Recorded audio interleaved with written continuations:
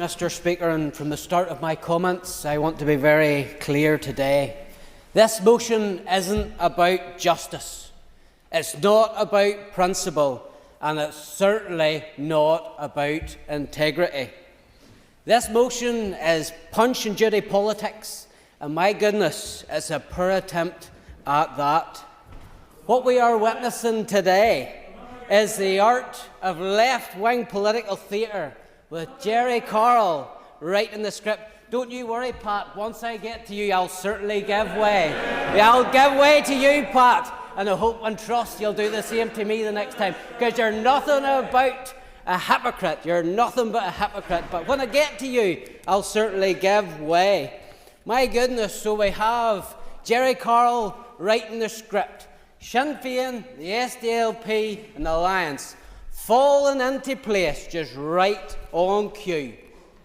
But getting to serious matters here, if there was any substance in this motion, Section 30 of the Northern Ireland Act exists for exceptional circumstances, where a minister has demonstrably breached the law or indeed the solemn pledge of office. That determination must rest in evidence and depend upon due process. The Function of Government Act 2021, passed by this very Assembly, provides precisely that process. When an allegation arises, it should be referred to the Assembly Commissioner for Standards, the independent office created to investigate and report. That route was designed to remove partisan from judgment, yet the proposers of this motion bypassed it entirely.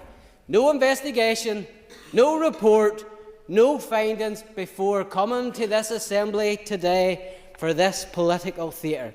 Just accusation to suit the political narrative.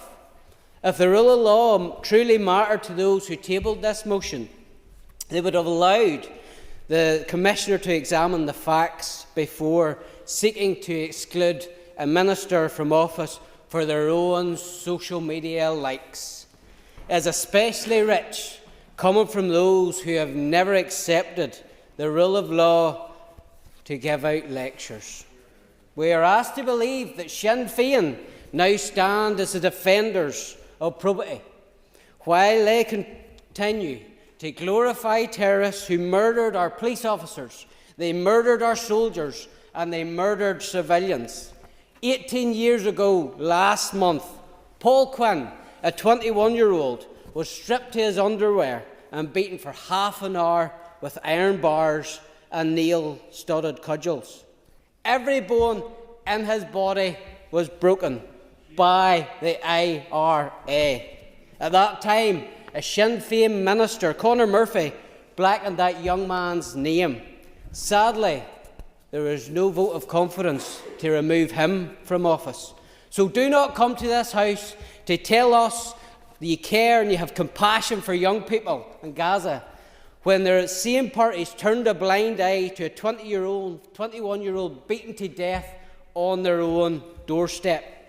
This week, as our nation gathers to remember the fallen, men and women who gave their lives to uphold the rule of law, we still have a First Minister, a Sinn Féin First Minister, who only weeks ago refused to describe the Enniskillen Poppy Day massacre as murder. Sinn Féin spokesman, Mr. Pat Sheehan, my goodness, he's well equipped. It's the cash and carry bomber from West Belfast that doesn't like to take an intervention when I get the opportunity to call out his hypocrisy. This is the party that stood shoulder to shoulder with Hamas. My goodness, he doesn't even have the guts to let people to come in and challenge him on that. Now back to the new crown leader of this nationalist and Republican alliance, Mr. Carroll. The man who, as Israeli women were raped, children were kidnapped and grandmothers murdered, tweeted, "Victory to the Palestinian resistance." Mr. Buckley gave him the opportunity to retract that. He didn't take it, and shame on you. But my goodness, members will trip through the lobbies today, trip through the lobbies behind Mr. Carroll, who now leads your circus. And you have to know what that man still stands over to this day. Shame on any of you that follows Mr. Carroll into the voting lobbies. Minister.